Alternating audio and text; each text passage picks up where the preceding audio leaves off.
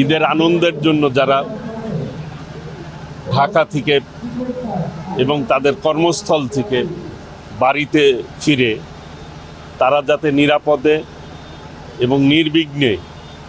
যানজটমুক্ত পরিবেশে তারা বাড়িতে ফিরতে পারে, ঈদ উদযাপন করতে পারে,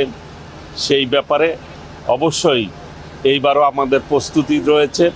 এবং আমরা সরকার এবং আমরা দলগতভাবে আমরা সেই পদক্ষেপ নিব ইনশাল্লাহ। এইবারও যানজট যাতে না হয় সেই ব্যাপারে বললামই তো যে বিগত দিনের মতো আমার যে টিম রয়েছে স্বেচ্ছাসেবী টিম, সেই টিম এবং আইনশৃঙ্খলা বাহিনীর দায়িত্বে যারা নিয়োজিত রয়েছেন তাদের সাথে কথা বলে আমরা অবশ্যই আমাদের জায়গা থেকে সর্বোচ্চ আন্তরিকতা দিয়ে এই যানজট মুক্ত করার ব্যবস্থা করব ইনশাল্লাহ। অবশ্যই আমরা পরিকল্পিতভাবে ইতিমধ্যে প্রশাসনের সাথে কথা হয়েছে যাতে যত্রতত্র কোনো হাট না বসে, প্রশাসনের নিয়ম অনুযায়ী তারা যেই হাটগুলি নির্ধারণ করবে প্রশাসন সেই অনুযায়ী চলবে।